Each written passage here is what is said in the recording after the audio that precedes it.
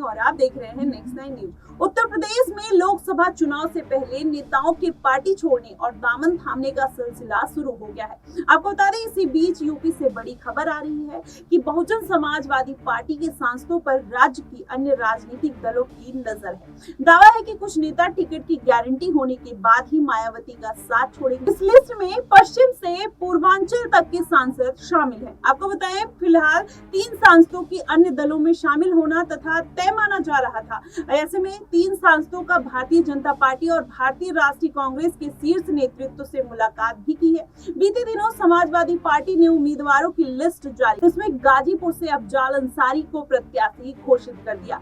आपको बताएं, साल 2019 के लोकसभा चुनाव में बसपा के सिंबल पर चुनाव लड़ने वाले अंसारी ने जीत दर्ज की थी। बाद में साल 2023 के आखिरी में उनकी सदस्यता गई और ऐसे में अदालत द्वारा सजा पर स्टे के बाद सांसदी बहाल हुई।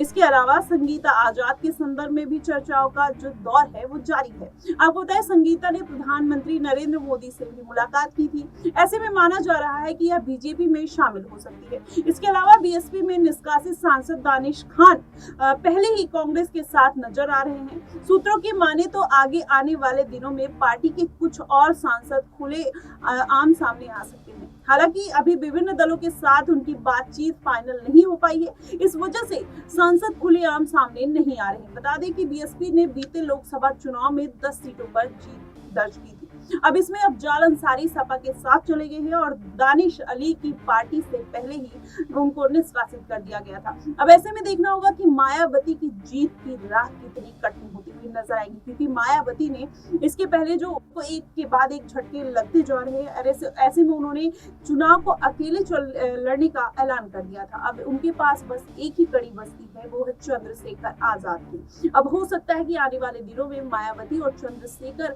गठबंधन के साथ सरकार में अच्छी सीट बनाते हुए नजर आए और वो लोकसभा चुनाव में अच्छा प्रदर्शन करते नजर आए। लेकिन वहीं इंडिया गठबंधन तो चाहता है कि मायावती उनके साथ आ जाए, लेकिन अब मायावती ने अकेले चुनाव लड़ने का फैसला किया है। ऐसे में मुश्किल नजर आता है कि मायावती उनके साथ जाएंगी, लेकिन अगर जाती हैं तो वाकई में हो सकता है मायावती के लिए वो एक अच्छी अपॉर्चुनिटी हो सकती है कि उनको प्रधानमंत्री पद के लिए भी वहां से न्योता मिल सकता है। ऐसे में मायावती अब आने वाले समय में इंडिया के गठबंधन के साथ जाएंगी या एनडीए गठबंधन के साथ जाएगी, ये आने वाले समय में पता चलेगा। वो डिपेंड करेगा कि मायावती का जो प्रदर्शन है वो कितना अच्छा रहा। अगर वो ज्यादा सीटों पर जीत दर्ज करती है तो जाहिर तौर पर उनको एनडीए अपने साथ लेने का प्रयास करेगी, या तो फिर इंडिया गठबंधन भी उनको संयोजक प्रधानमंत्री का संयोजक पद भी दे सकती है। ऐसे में देखना होगा कि क्या स्थिति बनती है। फिलहाल आपकी इस पे क्या राय होगी, आप हमें कमेंट सेक्शन में जरूर बताइएगा। फिलहाल के लिए बस इतना ही।